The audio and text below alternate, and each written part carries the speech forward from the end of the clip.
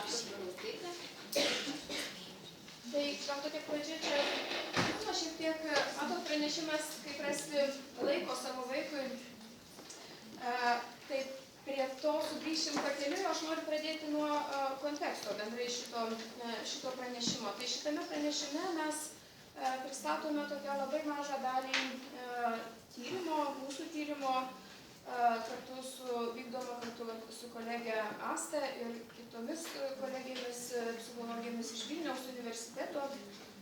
Tai yra tyrimas vykdomas 2 metus su 500 beveik šeimų, gyvenančių Ukmergės savivaldybėje ir taip pat kitomis šeimomis, tomis šeimomis, kurios kreipėsi psichologinės pagalbos į įvairias psichikos sveikatos institucijas, taip pat su vaikais, kurie yra ilgalaikėje globoje, su globojimais ir įvaikintais vaikais. Tai pagrindinis šito tyrimo mūsų tikslas tokio kiekybinio ir turinčio štai kokybinę dalį, kurios duomenys, pirmuosius tokius analizės duomenys šiandien pristatome čia, pagrindinis tikslas yra pastebėti, kaip vaiko psichologiniai sunkumai ir asmenybė kinta laike 2 metų laikotarpyje, bet kartu su tokiu žvilgsniu į kontekstą, į tą santykių kontekstą, kaip ir tame santykių kontekste domina 2 tokie pagrindiniai dalykai. Viena tai vaiko prieraišumo ryšys su jį prižiūrinčiu suaugusiu, su tėvais, su mama, su tėčiu. Ir kitas toks labai svarbus ir naujas aspektas, tai kaip tame ryšyje atsiskleidžia, kaip mes tame ryšyje matome tėvų gebėjimą suprasti vaiką kaip atskirą asmenybę, suprasti vaiko kaip atskiros asmenybės vidinį pasaulį. Ir tai yra tėvų reflektyvioji funkcija arba tėvų mentalizacijos gebėjimas. Žinoma iš kitų tyrimų, kad tėvų mentalizacijos gebėjimas, kokia refleksijos funkcija, ji teigiamai koreliuoja su tėvų auklėjimo kokybė. Taigi tėvai, kurie turi štai tą gebėjimą geriau suprasti vaiko vidinį pasaulį, jie pasižymė ir tokia efektyvesnė tėvystė. Taip pat dar kiti tyrimai rodo, kad bendrai tas mentalizacijos gebėjimas gali būti vystomas. Ir štai visai tokie nauji tyrimai su šeimomis, su mamomis, kurios vartoja psichoaktyvias medžiagas, irgi parodo, kad tos mamos, kurios gauna intervencijas skirtas būtent šitoje srityje, jų refleksijos funkcijos, jų gebėjimo suprasti vaiką, ugdymui, jos irgi ilgainiui geba sėkmingiau tvarkytis su vaiko elgesiu. Taigi štai tą dar gebėjimą, refleksijos gebėjimą Sharp ir Fonagy apibūdina kaip tokį tėvų gebėjimą priimti vaiką turintį vidinį pasaulį ir kartu suvokti vaiką kaip tokį, kuris gali būti savo minčių, savo elgesio, savo emocijų autorius. Į lietuvių kalbą sunku išversti tą terminą iš anglų kalbos psychological agent. Tai yra, mano kaip psichologinės būtybės, aš esu savo psichikos autorius, turbūt taip. Taigi štai šitoje konferencijoje, individualiosios psichologijos konferencijoje, mes į tai ir norime truputį pažvelgti, galvodami apie tai, kad visgi štai tas tėvų gebėjimas priimti vaiką su savo vidiniu pasauliu yra turbūt svarbus pamatas bendrystėj tiek šeimoje, tiek taip pat bendrystėj, tam jausmui, priklausimo, jausmo auginimui. Ir taip pat manome, kad tai yra kartu ir svarbi sąlyga, kad vaikas galėtų žengti tokią kryptimi judėti link savo bendrumo jausmo atradimo ir patyrimo. Ta vaikas gali daryti tada, kada jisai randa tą aplinką, ateidamas į pasaulį, nuo Adlerio su įgimtu ankstyvuoju menkavertiškumo jausmu, jisai jį gali kompensuoti saugioje ir pasitikinčioje atmosferoje. Tai dabar toliau mes truputį norim apie mentalizacijos funkciją pasakyti, apie refleksiją. Apsikeisime šiek tiek vietomis. Tai iš tiesų mes savo tyrimę šitoj dalyje žiūrėjom truputį, norėjom pažiūrėti iš kokybinės pusės. Tai kaip tos mamos mato savo vaikus. Susidomėjimas kilo iš tiesų, kadangi aš atsakinga už tėvų refleksijos funkcijos vertinimą ir teko man daug koduoti tų interviu, jų buvo daug atlikta, aš pasakysiu prie metodologinės dalies kiek. Idėja kilo tada, kai pradėdavau skaityti interviu ir matydavau, kad mamos nuolat pabrėžia, kad jos neranda vaikus laiko. Tarsi man vis trūksta laiko, aš noriu daugiau, bet man vis trūksta laiko. Ir kilo idėja, tai kasgi čia yra? Kodėl jos nuolat kartoja, kad jos neturi laiko? Tarsi visi kiti pasaulio dalykai, objektai, daiktai, kiti žmonės pritraukia labiau negu vaikas. Ir dėl to mes norėjom sustoti kokybiškai pasižiūrėti, kaip tos mamos mato tos savo vaikus, kad joms pritrūksta laiko. Ir dėl to mes pasirinkom tą refleksijos funkciją, ne tik tai kaip sukoduoti ir vertinti balu, bet truputį labiau išskleisti ir pažiūrėti, ką mamos kalba apie save, apie savo vaiką ir apie savo santykius su vaiku. Bet jeigu grįžtant prie refleksijos funkcijos, jau Rasa truputėlį užsiminė, kas tai yra. Bet šiaip bendrai apibrėžiant refleksijos funkciją, tai yra gebėjimas suvokti savo ir kito žmogaus elgesį vidinių būsenų kontekste. Tai reiškia suprasti savo ir kito žmogaus elgesį atsižvelgiant į norus, į jausmus, į lūkesčius, į poreikius, ar ne, į tai, kas yra, ką Skinneris galbūt vadino juodąja dėže, ko gal sakė, net nereikia tyrinėti, bet iš tiesų naujausiai moderniuose psichodinaminėse teorijose tai yra neišvengiama. Iš viso psichodinaminė linkusi labai daug tyrinėti vidinio pasaulio. Ir mentalizacijos teorija labai akcentuoja, kad mums svarbu suprasti elgesį būtent tų vidinių būsenų kontekste. Ir aišku, mes tada norėjom pasižiūrėti, kaip mamos tada supranta save ir savo vaiką atsižvelgdamos į šitas būsenas ir į savo santykį. Kaip dar apibrėžiama, ką tai reiškia tie mentalizacija arba kitaip dar apibrėžiama refleksijos funkcija, tai yra ta pati savoka, tik tai labiau apibrėžta kaip darbinis, operacionalizuota, kaip darbinis apibrėžimas. Labai angliškai gražus yra išsireiškimas, tai yra tarsi holding mind in mind. Kad tarsi aš galiu įsivaizduoti savo vidinėme pasaulyje, savo psichikoje, kad kitas irgi turi savo vidinį pasaulį, kuris nebūtinai yra toks kaip mano, kuris yra autonomiškas, kuris turi savo lūkesčius, savo poreikius, savo jausmus. Ir galiu spėti truputėlį, kad kartais mūsų pasaulis sutampa, kartais jie yra atskiri ir bandyti įsivaizduoti. Tai yra tiek gebėjimas pamatyti ne tik kito, bet ir savo, nes labai neretai būna, kad paskęsta kitame ir visiškai nebemato, ką pats jaučia. Čia yra iš tiesų refleksijos gebėjimas, labai refleksijos gebėjimu ypatingai svarbu matyti tiek savo, tiek kito vidinį pasaulį. Ir aišku, kad tai padeda suprasti nesusipratimus. Tarkim, aš sakau A, kitas žmogus girdi B, kitas žmogus sako C, o aš girdžiu D. Ir tada gaunasi, kad mes visiškai kalbam apie kažką kitą, pykstam vienas ant kito ir jaučiame, kad mūsų poreikiai nepatenkinti ir kaip užsiminė Rasa, bendrystės, aišku, tuomet visiškai jokio jausmo nėra, mūsų tik tai nervuoja ir norime kaip vienas kitą greičiau palikti ir niekada gyvenime nesusitikti. Tai refleksija iš tiesų padeda išsiaiškinti tuos nesusipratimus ir rasti tuos bendrus taškus.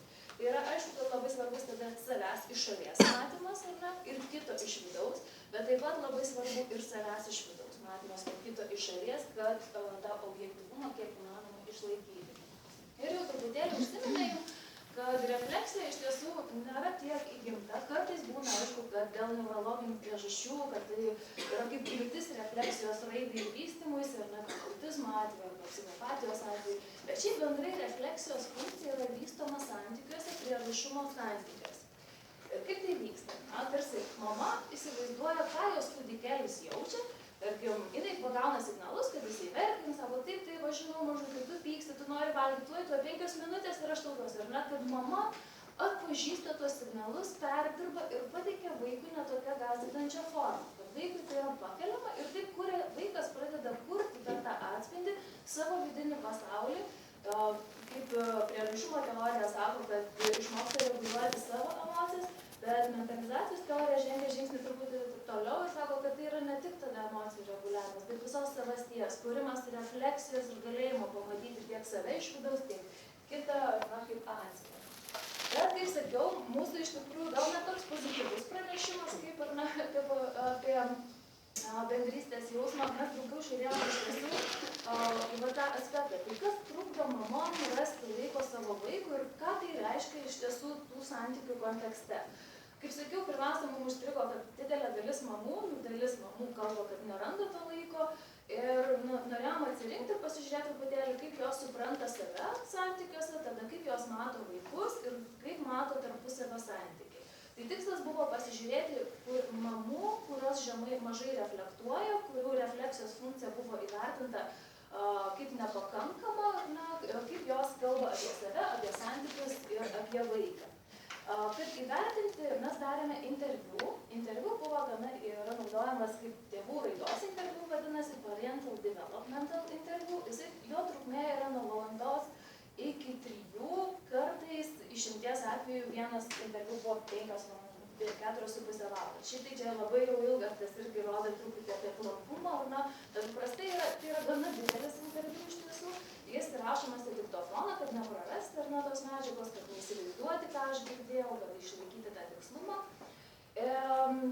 Paprastai jisai taikomas mamom arba tėčiam, mes šiuo atveju taikėme mamom, kurių vaikai yra nuo 2 iki 16 metų ir interviu sudaro 40 klausimų. 40 klausimų ir jie yra šitie klausimai suskirstyti į 7 tokias pagrindinės dalis. Tai pirma dalis yra požiūrio į vaiką, antra dalis yra požiūris į santykius su vaiku, trečia yra emocinis tėvystės patyrimas, ketvirta motinos šeimos istorija, tai mes klausim ir apie motinų ankstyvąją patirtį. Mes šitam pranešime į tai neatsižvelgsim, bet apie traumų konferencijų pabandysim pasižiūrėti truputį plačiau iš aspekto, o tai kas vyko tų motinų ankstyvojo praeitį, kaip jos tą mato ir kas tada vyksta jų gebėjimų, kaip tai veikia ankstyvoji patirtis jų gebėjimą reflektuoti. 5 yra priklausomybė ir savarankiškumas, 6 dalis buvo apie išsiskyrimus ir praradimus ir 7 tokia labiau apibendrinanti žvilgsnis į praeitį ir žvilgsnis į ateitį. Šitam tyrimui kokybiniai daliai mes atsirinkome 4 interviu mamų, kurios buvo įvertintos kaip žemai reflektuojančios, kad išlaikyti tokio objektyvumą mes stengiamės, kad būtų 2 mergaitės, 2 berniukai, kad lytis neturėtų tokios didelės įtakos, nes kartais būna, kad savo mamos vienaip žiūri ir kalbasi su mergaitėm, o kitaip kalbasi su berniukais, tai mes pasirinkom skirtingų lyčių nuo 8 iki 10 metų. Kokybiniai analizai naudojant teminę analizę.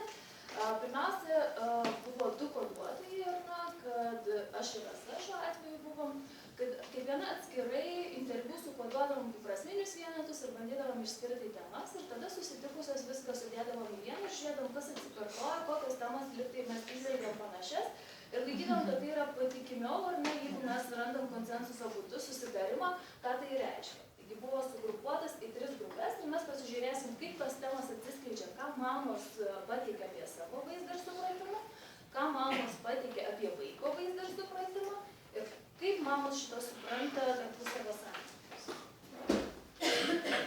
Tai aš pradėsiu nuo mamų pateikiamo savęs vaizdo ir supratimo. Tai čia šitoje srityje mes įskyrėm štai keletą potemių ir pirmoji potemė, tai ją pavadinome tokia, kad mamos žemai reflektuojančios geba išskirti kelias savo savybės. Jos iš tiesų susiduria su iššūkiu gavusios tą klausimą, o kokia aš esu, kas aš esu, kokia aš esu kaip mama ir kokia aš esu kaip žmogus.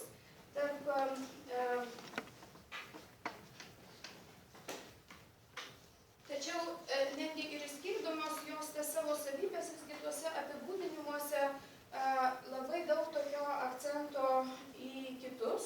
Tie kiti, tai mamai atrodo labai reikalingi kaip veidrodis, kuriame jos gali ir pamatyti save, ir netgi tais atvejais, kada jos pamato save, įvardyja kažką, tai tie yra kiti, tarsi tokie, kur galiu pasitikrinti tą savo vaizdą. Tai štai čia iliustracijai keletas tokių sakinių išimtų iš interviu, kur mama sako, apie save aišku gal sunku, geriau kiti iš šalies mane pažįsta. Nežinau, kaip čia pasakyti, kokia aš. Niekas nepasakė, kad bloga aš. Negirdėjau ne iš vieno, kad pasakytų, koks aš blogas žmogus. Bet nežinau, kaip pasakyti. Tai netgi ir tada, kada mamos visgi kalba apie save, tai tie pateikiami pavyzdžiai yra su aliuzija, su nuoroda į kitus arba dar tuose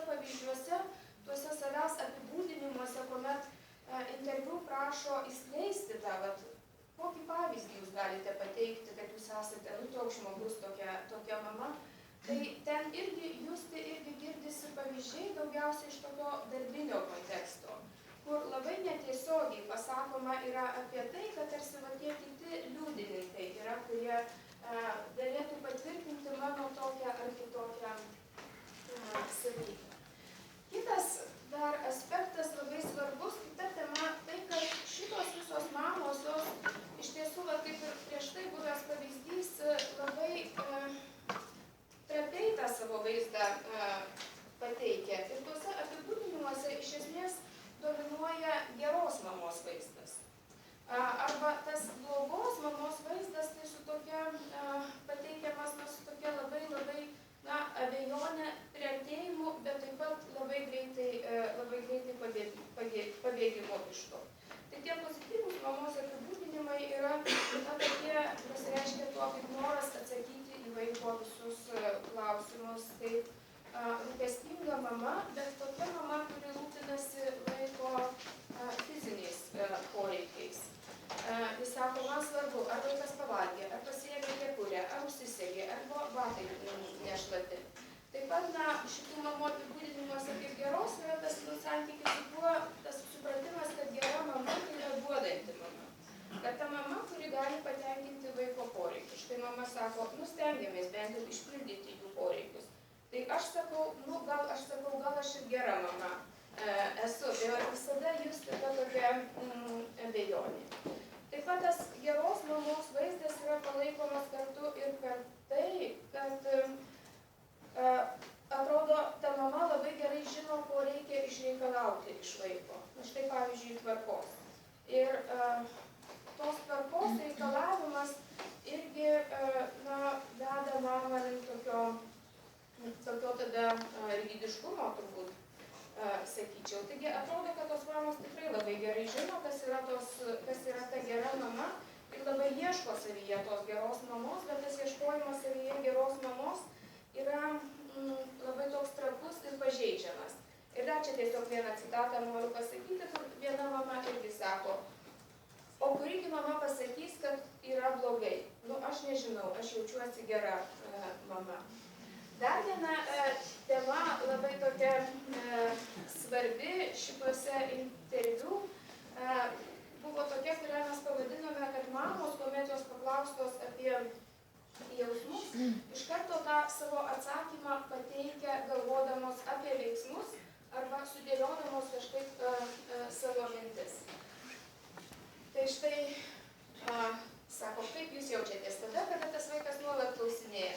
Aš galvoju, kad ne visus klausimus galiu atsakyti, nusijuokia ir man reikia enciklopediją paskaityti. Tai mama čia kalba ne apie jausmą, o apie tai, ką jinai gali padaryti, dėl to, kad jinai atsilieptų į vaiko poreikį. Nuvežti vaiką į treniruotas, paimti, parvežti, palydėti kažkur, mama kalba apie kontekstą.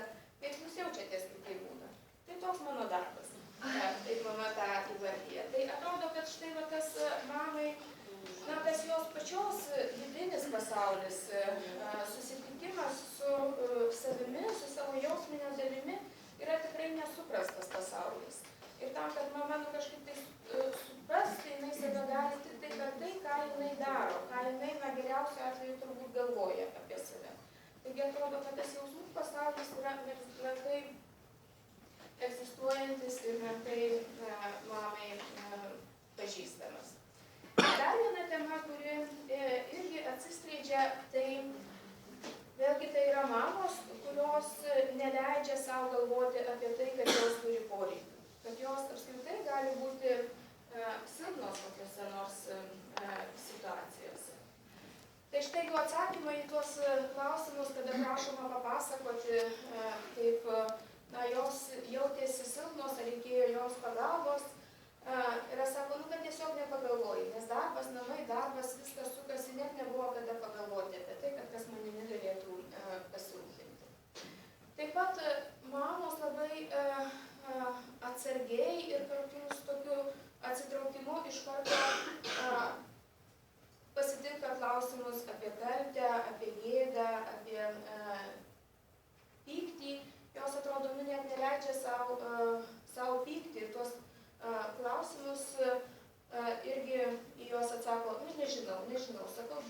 kad atrodo, kad tas atsakymas visiškai yra nesuprantamas, visiškai nutolęs nuo klausimo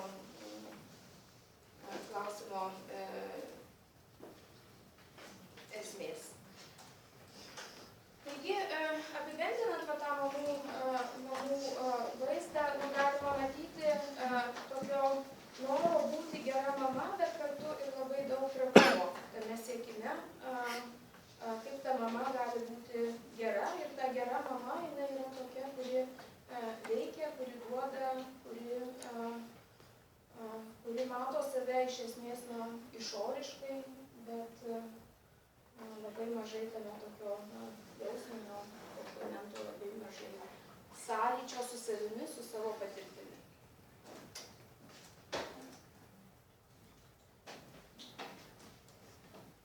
Gerai, tada kaip šituose interviu atsiskleidžia, ką mamos pasakoja apie vaiką, koks susidaro vaiko vaizdas iš mamų pasakojimų.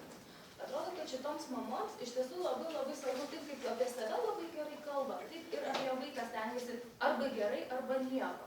Aišku, mes taip diskutavom, sakom, čia tarsi negerai kalbėti gerai apie vaiką. Bet problema turbūt ne tame, kad negerai kalbėti gerai, bet tas gerumas labai trapus, kai nėra visapusiškumo. Iš tiesų, tarsi, jeigu jos sulūžtų jų tas geras įsitikinimas, atrodo, tas vaikas taptų visiškai blogiečiu ir visiškai nepriimtinu.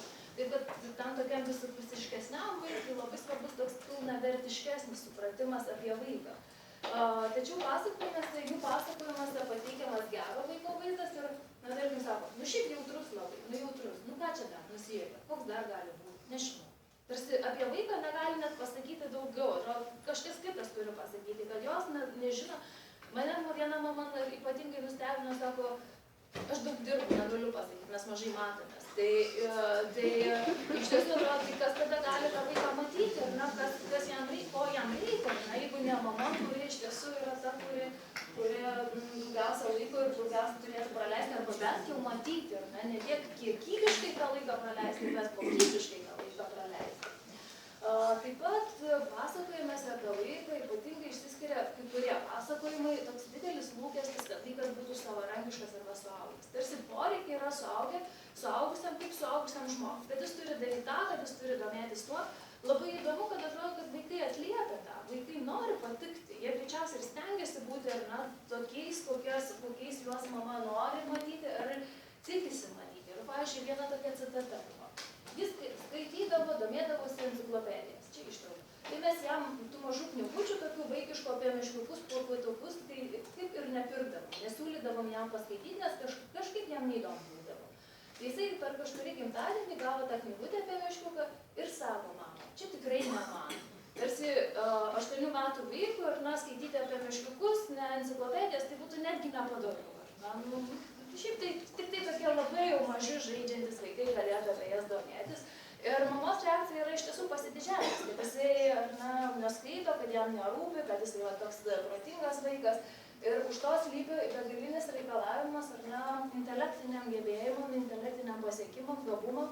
Ir aišku, kad už to gali slypėti, kad vaikas jaučiasi labai slepia savo menkavertiškumą. Kad jisai turi, iš Adlerio teorijos, tada visiškai maskuoti, kad jisai kažko gal negeba, bijo negebėti, nes turi atitikti mamos įsivaizdavimą.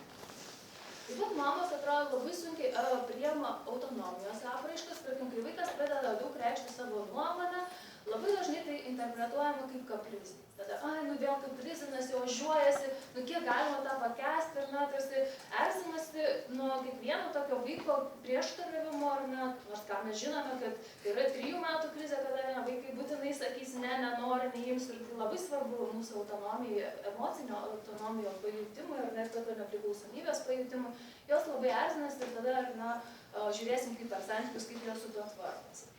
Taip pat, kaip ir apie save, kalbėdamos apie vaiko vidinį pasaulį, labiau linkusios remtis faktais, bet ne jausmais. Tarsi vidinis pasaulis, kad jis egzistuoja, turi būti išoriniai įrodymai. Negali tikėti, kad vaikas kažkaip savaime jaučia kažką, tarsi viskas išoriškai.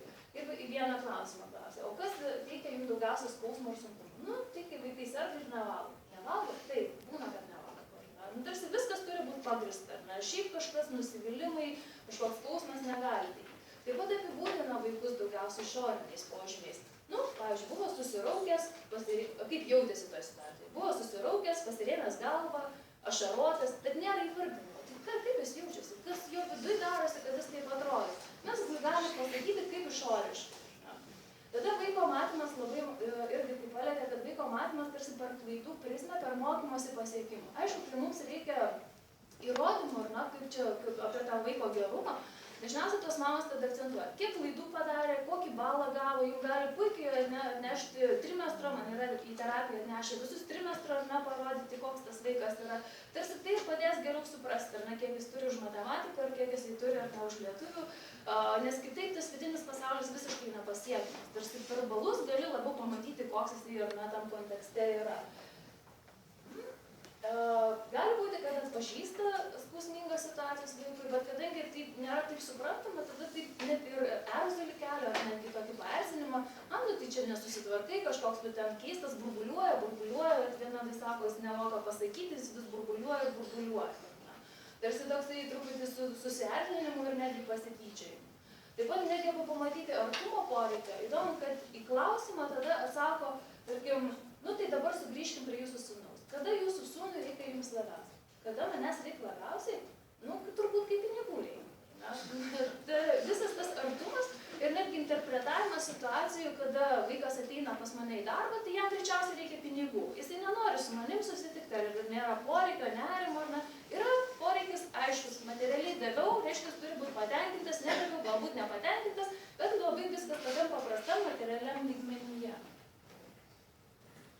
Na ir aišku, kad tada jausmai yra traktuojami kaip kenksmingi arba jie nuneigiami. Tarkim, gali būti net pseudomokslinės interpretacijas naudojami. Kaip paklausė, kaip galvojat, kaip jūsų sūnų veikia pykčio jausmas? Kokį poveikį turi? Na, tikriausiai nervų sistemų blogai. Nu, tarsi paaiškino, kad čia kažkas blogai kažkam fiziniam lygmenyje, bet šiaip tai neaišku, nei kaip tas pyktis veikia, nei kaip jis gal paskui jaučiasi ir panašiai. Gali būti nepriemami neigiami jausmai, ypatingai, kai įdeda savo pastangas. Tarkim, kai klausia, ar sūnus kada nors jaučiasi atstumtas. Nu, šiaip ar niekada neskiriu. Niekada neskyrusį nei vieną, šitą mama turi 2 vaikus. Šiaip tai, čia aš nežinau, bet jo reiktų klausti. Mano nuomonė neturėtų tai būti, nes tiek, kiek jam duota, kiek mergaitai duota, tiek ir jam. Arba atvirkščiai, kiek jam, tiek ir mergaitė. Tarsi, jeigu aš materialiai paskirščiau teisingai, tada visiškai nebegali jaustis atstumtas, nes kokia priežastis? Materialus pasaulis sutvarkytas, negali būti jokios priežasties ar atstumimui, kitiem jausmam ir panašiai. Gali būti, kad interpretuojami kaip kaprizai, sako, kad kartais būna, kad kaprizai, aišku, kaip va šiandien norėjo važiuoti į ekskursiją, bet neleido, nes pinigų neturėjom. Taip biškai užsikaprizinis.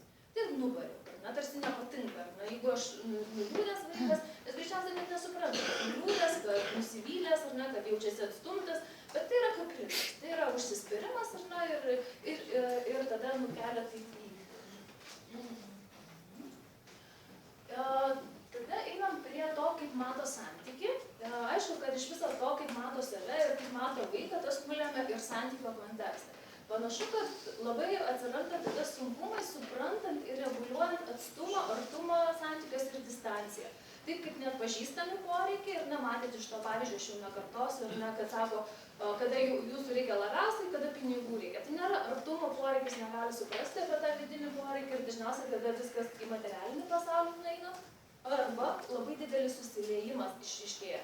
Tai tada interviu pasireiškia, pavyzdžiui, kai mama pasakoja, mes lankom muzikos mokyklą jau 7 metus, mes einam ir dainuojam. Nu gerai, ne mes, dainuojam, bet mes vis tiek visiškai negali atskirti ir diferencijuoti. Ir gali būti, mes čia keliam savo hipotezę, kad kol mažesnis vaikas, tas 8 metai, tarkim, tas dar taip neišryškėja, bet turbūt labiausiai sunku pasidaro, kad atsiras paauglystės poreikė, be autonomijos, ne? Nes mama tarsi negali pamatyti, kad tai vaikas daro, tai jo nuopelnas. Tada, gal čia mūsų visada nuopelnas, ką mes darom, ir man tu turi turbūt būti dėkinga, rezultate, kad mes tai pasiekėm kartu ir tu turi galimybę dainuoti. Kas turbūt labiausiai šokiruoja apie paklusnumą, kad paklusnumas tada interpretuojamas kaip vienas iš pagrindinių dalykų, kaip gero santykio parodymas. Jeigu vaikas klusnus, reiškia mūsų geras santykis. Jeigu neklusnus, reiškia mūsų blogas santykis. Ir kaip galvojat, kaip klausėt, kaip jūsų santykis su sūnum veikia jo raidą? Nu, aš galvoju, kad jisai klauso manęs. Arba kaip mama, čia klausimas buvo apie, kada jūs pajaučiat vienas kitą, kada jūs susiderinat vienas su kitu. Tai yra apie tokį jausminį foną, apie būtent tą bendrystės jausmą. Mamos atsakymas, kaip mama vis tiek valdau, mes suderinam tuos dalykus. Toks technikas atsakymas. Ir net kitokią prasme į žodį susiderinam įdedam. Na, kad tai yra aš valdau situaciją. Turbūt nenuoseklumas, aišku, irgi išryškėja, kad ypatingai, kai nori būti gera mama, ne, čia reikalauja taisyklės, laikytis ypatingai tvarkos, nes tvarka irgi yra išorinis požymis gerai. Mes galime patikrinti, tvarkinga mama ar netvarkinga. Ne? O kaip jaučiasi patikrinti, taip lengvai negalime. Ne? Ir tada visi akcentai eina į tokį išorinį. Bet aišku, kad labai dažnai, kadangi nėra tokio aiškumo ir nuoseklumo, tai nesako, aš reikalauju tvarkos, bet paskui vis tiek pati sutvarkau. Tai nėra ištisinis ir toks labai nuoseklus matymas tiek savęs, tiek vaikų. Turbūt bene labiausiai pritrenkia yra apie bausmes. Man pačiai visada kildavo klausimas, kai galvodavau, kai tėvam pasako, kad mušti vaikų negalima. Labai neretai aš susidurdavau su reakcija, kad tai ką mums tada daryti? Kad nėra ką daryti tada, ne? Kad jūs atimat iš mūsų paskutinį instrumentą ir paliekat visiškai bejėgius. Iš tiesų, šitas tyrimas man padėjo reflektuoti labiau apie šitos tėvus, kasgi vyksta jų vidinėme pasaulyje, kodėl jiems taip baisu atsisakyti to išorinio mušimo instrumento, nes tai yra instrumentas, kaip kitą priversti.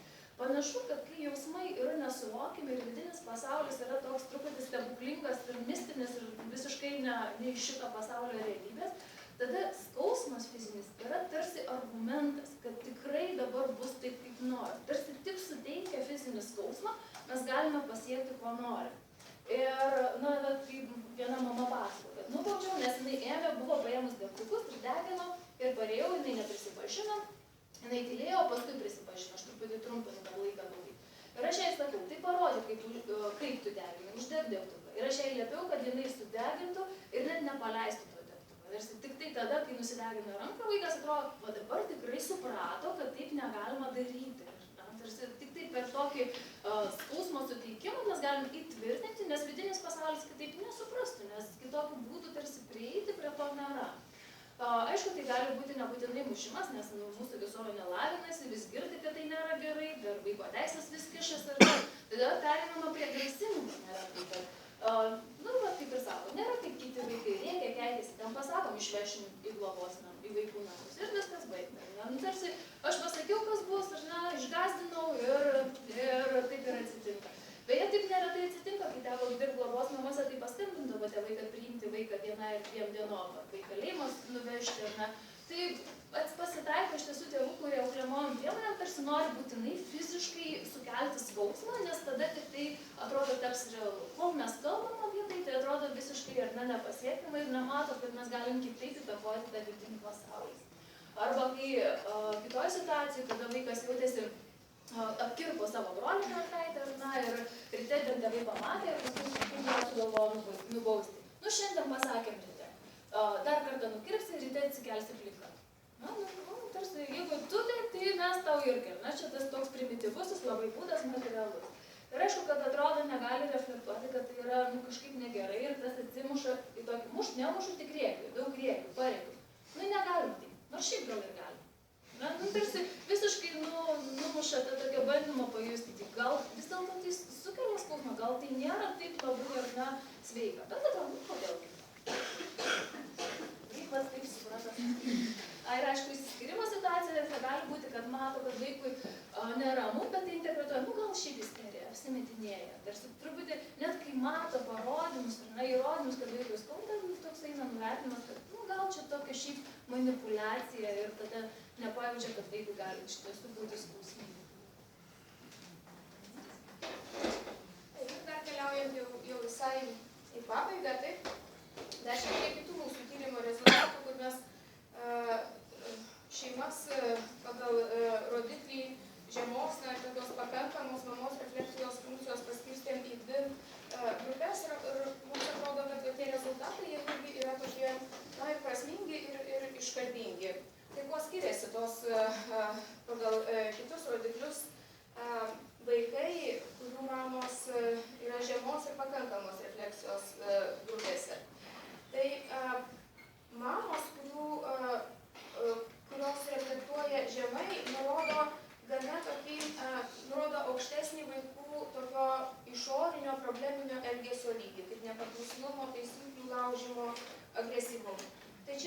mamų pateikta informacija. Ir galim galvoti, kad taip, mama, kuri nepažįsta vaiko vidinio pasaulio, orientuojasi išimtinai į išorinius vaiko elgesio požymius, jinai tą tik tai ir mato. Bet kita mes turime duomenų ir iš tėčių. Ir tie tėčių duomenys turbūt tikrai parodytų, kad tie vaikai, kurių mamos turi štai tą žemą refleksijos funkciją, irgi atsiskleidžia ir tėčių akimis, kaip turintys daugiau elgesio sunkumų, negu kad vaikai, kurių mamos priskiriamos pakankamos refleksijos funkcijos grupiai. Taigi atrodo, kad vaikus tas matymas mamos kažkaip tai pastato į tokį kelią, kuriame yra gausu to tokio išorinio ir tokio netinkamo elgesio atsako.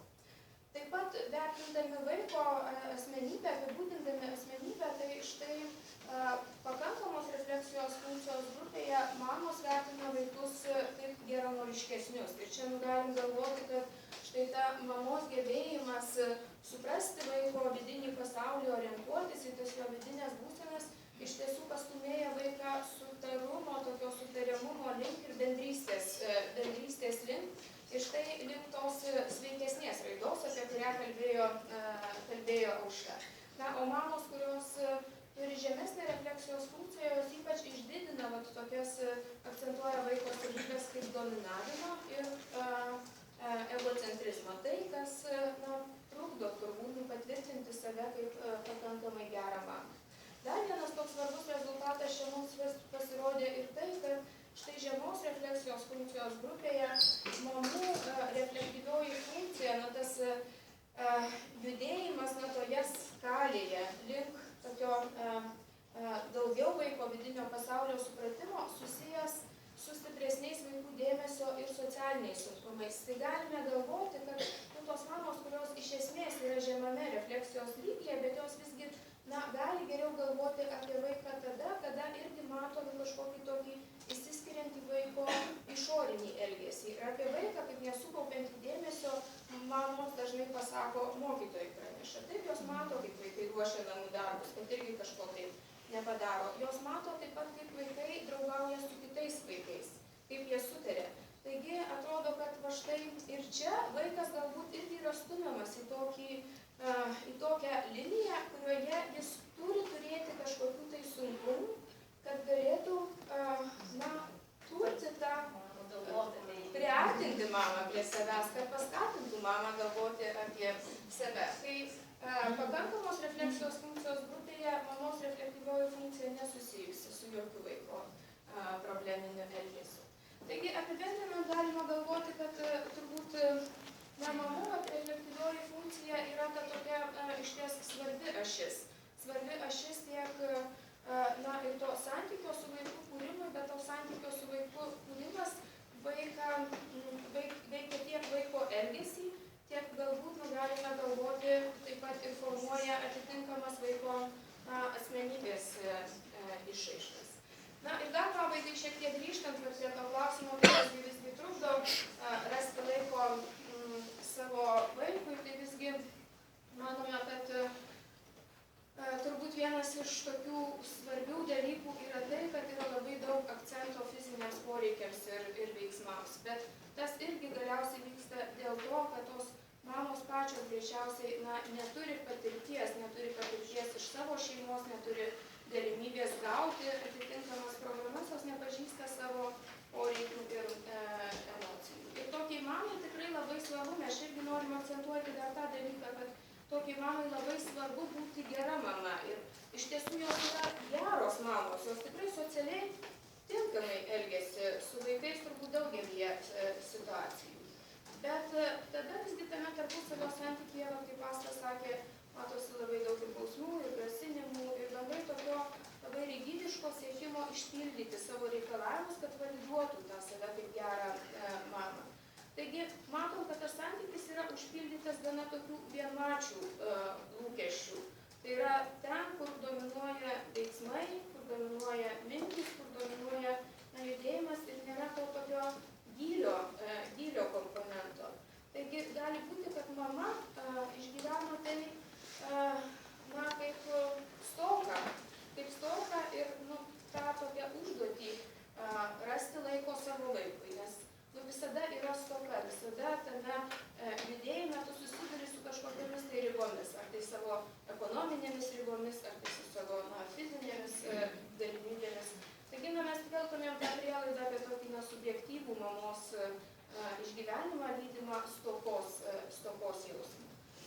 žinoma, paliekam tą klausimą atvirą, koks tai yra iššūkis bendrystė. Ta bendrystė yra, bet ta bendrystė turbūt savo spalvas. Kaip sekėsi? Labą dieną. Ir aš esu Laimingi vaikai idėjos autorė. Tai yra beilietiškos grupės vaikams, paaugliams. Ir aš galvoju, kad labai susišaukia apie tai, ką kalbėjo pradžioje Aušra, po to, ką kalbėjo Asta su Rasa, apie drąsinimus, apie tuos pagrindinius poreikius vaiko, taip pat apie refleksiją, tai ko galbūt netgi sunkumai kokie yra ir tai, ko mes susitikime su grupėse. Tai aš galbūt tiesiog norėčiau trumpai, mano pristatymas bus žaismingas, toks tai galbūt šiek tiek daugiau pozityvesnis, negu, kaip sakė visus Asta, kad toks ne tiek pozityvumo. Tai aš kalbėsiu iš tiesų apie grupės, į kurias atveda tėvai, kurie supranta, kad kaip vaikas jaučiasi yra labai svarbu. Ne tiek svarbu, galbūt dažnai taip pat svarbu, ką jis ten, kokį pažymį gauna, ką išmokęs, ką sužinojo, bet svarbu taip, kaip jis jaučiasi. Tai prisimenate iš tikrųjų pernai konferenciją, būtent individualios psichologijos konferenciją. Tai buvo pradžia, kada aš dalinau kvietimus į sekmadieninę dvivietišką mokyklėlę. Ir galbūt kai kurie būtent iš konferencijos sužinojo, kad tai atėjo į grupės. Tai buvo siūloma viena grupė, 7-11 metų vaikams, žaidimų grupė. Tuomet mes dirbame kartu su kolega Aida. Grupės vyko sekmadieniais, buvo 10 užsiėmimų. Individualios psichologijos institutas mums suteikė patalpas, mes esame labai dėkingi ir iš tikrųjų ir iki šiol bendradarbiavom, bendravom ir labai daug tokio padrąsinimo gauname iš jų. Tai iš tiesų planavome vieną grupę, bet gavosi turėjome 2 grupės, susirinko daugiau vaikų. Ir šiek tiek galbūt keistokai, netikėtai buvo berniukų kur kas daugiau ir buvo tai labai aktyvi grupė berniukų ir todėl mes nusprendėme, kad išskirti vis dėlto berniukų ir mergaičių, nes mergaičių buvo kur kas mažesnė labai tokia rami grupė. Ir iš tiesų tai buvo pakankamai sėkminga, labai gerai, tai aš pasitvirtinu. Ir didžioji dalis tėvelių buvo, kurie atvedė vaikus į tas grupės, buvo būtent iš STEP grupų. Ir tai, aš manau, yra idealus atvejis, kada ir tėvai gauna kažkokių įgūdžių, tėvystės įgūdžių, ir žino, apie ką tai eina kalba, kaip žinot, STEP grupės yra būtent tos adlerietiškais irgi pagrįstos tėvystės įgūdžių grupės tėvams. Ir šiuo atveju ir vaikai gavo tokio pastiprinimo, padrąsinimo, supratimo savęs. Tai aš manau, tai yra idealus atvejis, kada ir iš vienos ir iš kitos pusės gaunasi. Tai tikėtina, tų tėvelių ta pati refleksija yra kur kas didesnė negu ir supratimas, kad tai yra labai svarbu. Ir po to mes labai norėjome, noras augti, noras didėti, noras buvo siūlyti daugiau grupių vaikams ir paaugliams, tokie amžiaus grupiai, netgi jaunimui, su daugiau grupių, todėl tai pasiliko Laimingi vaikai tiesiog, grupės taip vadinasi. Mes iki šiol jau toliau bendravome su institutu, jie kaip mūsų globėjai. Ir tiesiog pagal tokią, kaip vis tiek tėvelių klausė, iš kur jie sužinojo, kaip jie atėjo į tas grupės, tai dauguma vis dėlto ateina pagal rekomendacijas. Ne taip, kad sužino kažką, bet yra pagal rekomendacijas ir aš tai galvoju, kad tai taip pat yra sunkumas šitų grupių plėstis greičiau negu galbūt tai yra taip, kaip mes norėjome ir tikėjomės.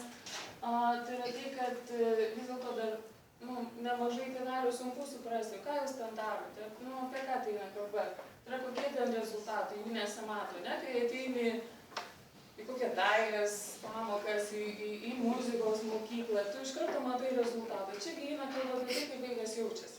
Ar tai yra svarbu, dar tai čia yra apie tai, ką kalbėjo Asta su Rasa. Kad šitos tokios, svarbu, kiek aš jam duodu, ką ten poreikis patenkinu, bet iš tikrųjų tokio supratimo apie tai, kaip jaučiasi vaikas ir kad tai iš tiesų labai svarbu yra vis dėlto toksai dar, bet reikia skatinti ir dirbti. Tai galbūt trumpai tiesiog, kas buvo padaryta, kas įvyko.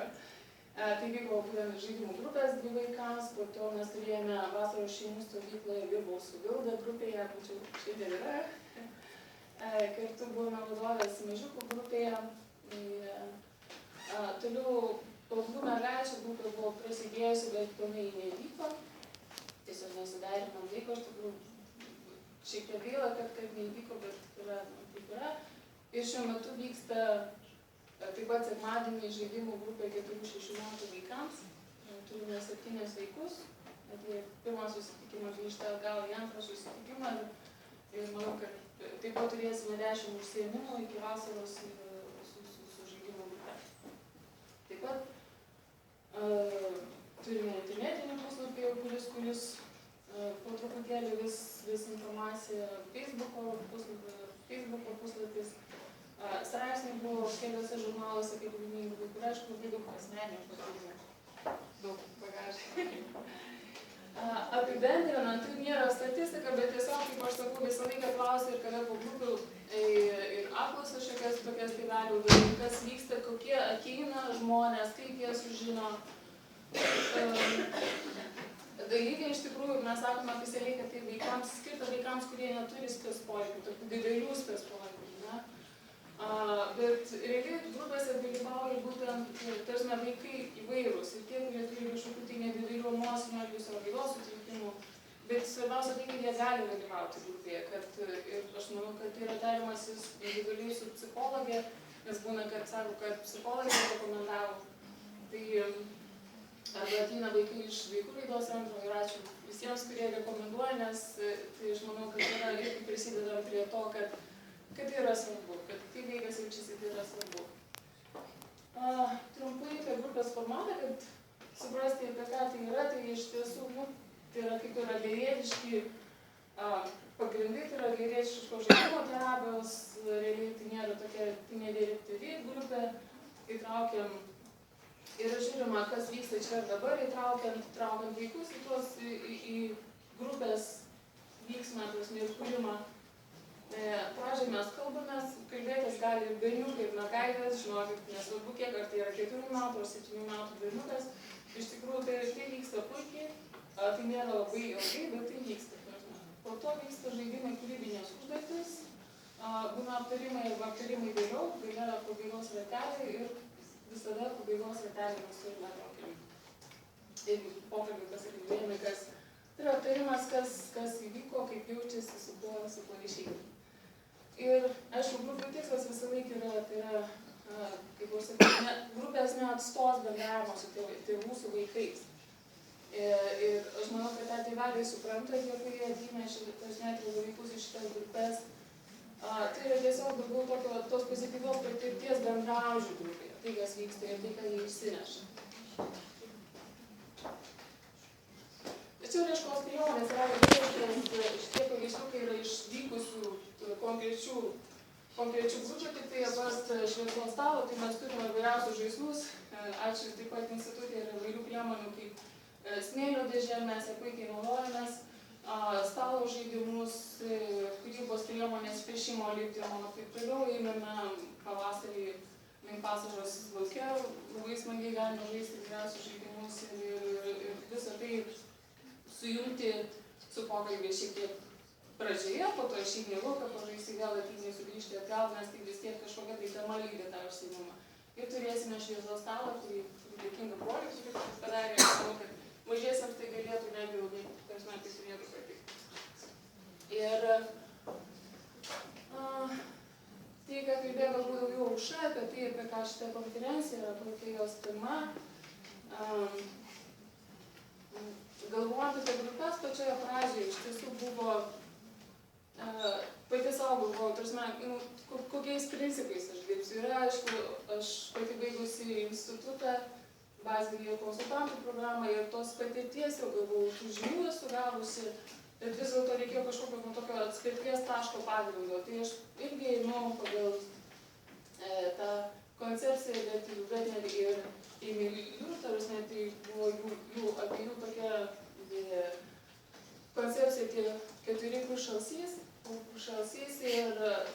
aš juos mačiau ir kaip juos įkomponavau į grupę.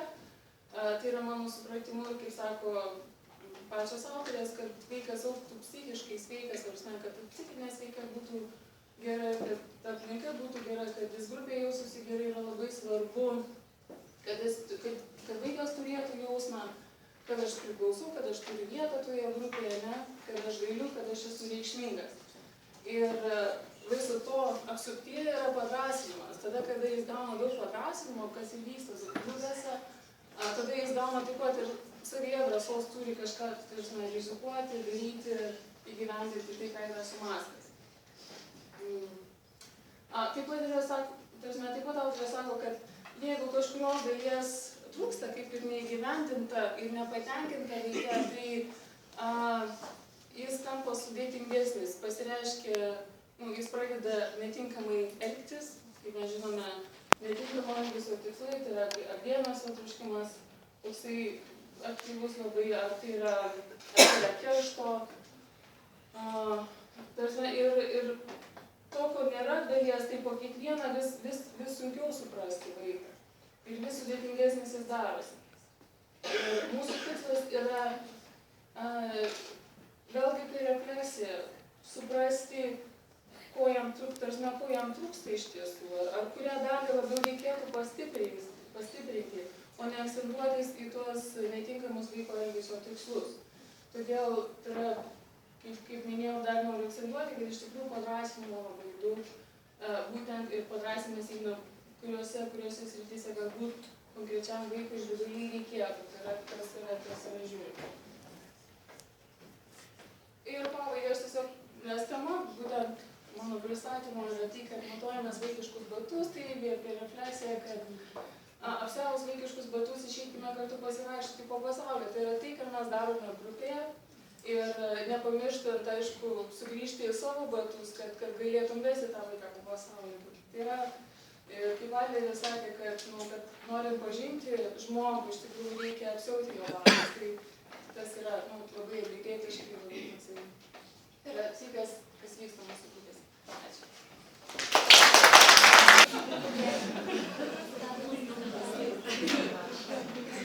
Labadiena. Mes norim pasidžiaugti paskutinę savo žiemos stovyklą. Kažkokios tai prezentacijos, kuri buvo. Kažkokios prezentacijos nebus, bet čia ponė eis nuotraukos iš tos stovyklos. Tai jau 5. žiemos stovykla ir tai tapo jau tradicija su nusistovėjusia data. Taip pat nusistovėjęs jau ir visas stovyklos formatas. Stovyklos formatas yra kitoks negu kad vasaros stovyklos. Tačiau ta dvasia, manau, kad yra ta pati, tiek vasaros, tiek žiemos stovykloje. Pati stovykla vyksta toli nuo bet kokios civilizacijos šurmulio, bet kokio Švenčionių rajono miškuose, Šerėno sodyboje. Ir yra skirta ne tiek pasilinksminti, kiek susikaupimui, gilesniam vidiniam darbui.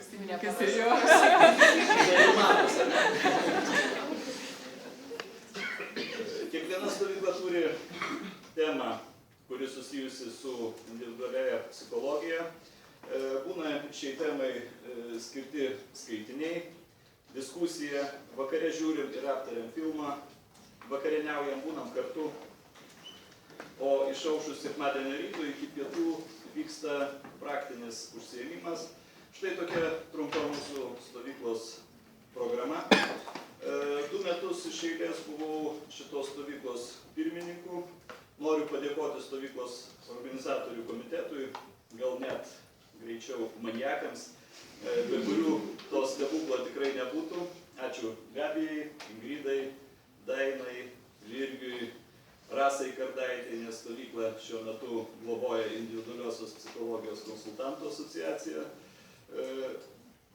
Šalia manęs Gabija, kitos stovyklos jau pirmininkė, kuri mūsų komandoje užima dar ir ideologo pareigas, galvoja stovyklos temas, verčia skaitiniams skirtus straipsnius, veda pačius skaitinius, Taigi žodį perduodu Gabijai, kuri ir pristatys buvusios stovyklos temą, ar dvasingumas yra individualiosios psichologijos dalis.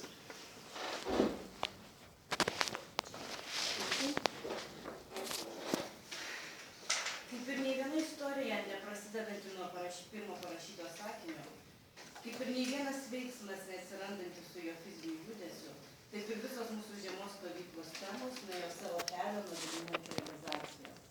Man ši tema, tai yra dvasingumas Adlerio teorijoje, tapo aktuali po pirmųjų teorinių paskaitų dar bazinėme studijų institute kurse. Aš atsimenu tą vidinį nepasitenkinimą, kylantį iš abejonės, ar tikrai viskas yra taip paprasta ir aišku. Ar visa Adlerio įžvalga telpa į žmonių tarpusavio santykius, ar nieko nėra už darbą, šeimos ir draugų rato. Pasirodo, kad diskusijos dvasingumo tema individualiosios psichologijos teorijoje prasidėjo jau seniai ir iš esmės vyksta iki šiol.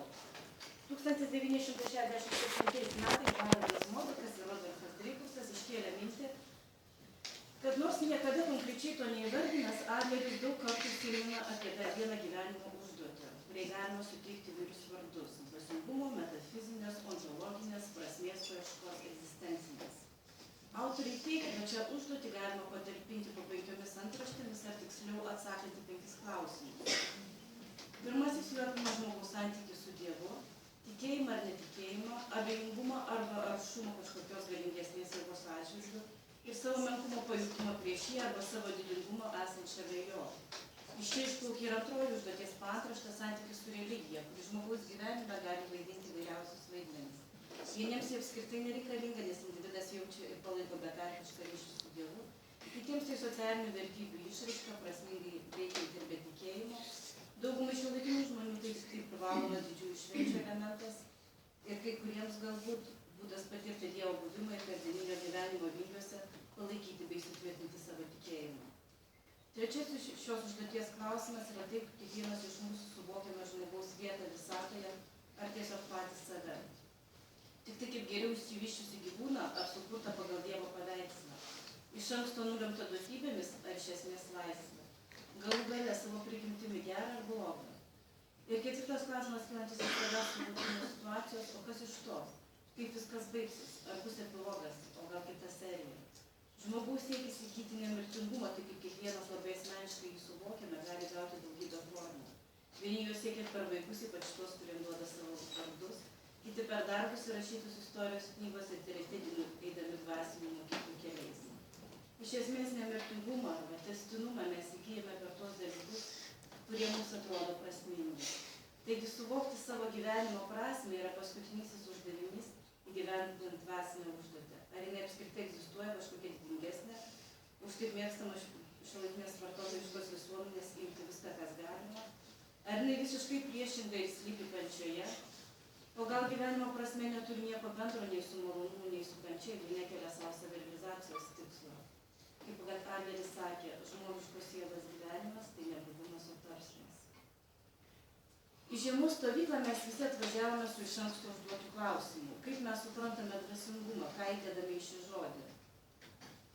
Štai mūsų ten buvusių atsakymai. Jausmas, kad aš jo gyvenimu neprasidėjau ir jo nesibaigsiu. Mano susitikimas su vidiniu Dievu. Meilė platesnė prasme ir kito priėmimas besąlygiškai. Vidinė būsena stovėjimas Dievo akivaizdoje, pažinimas kelionės procesas, takoskyra tarp to, kas esu ir kas yra Dievas, kuris būdamas Dievu įsikūnijo ir tapo žmogumi. Kelionė, kurios tikslas surasti harmoniją ir pamatyti daugiau nei matoma fizinėme lygmenyje. Kelionė, kaip pažinti save, asmeninis santykis su kūrėju, pripažinimas nuolankus santykis su kažkuo, kas yra daugiau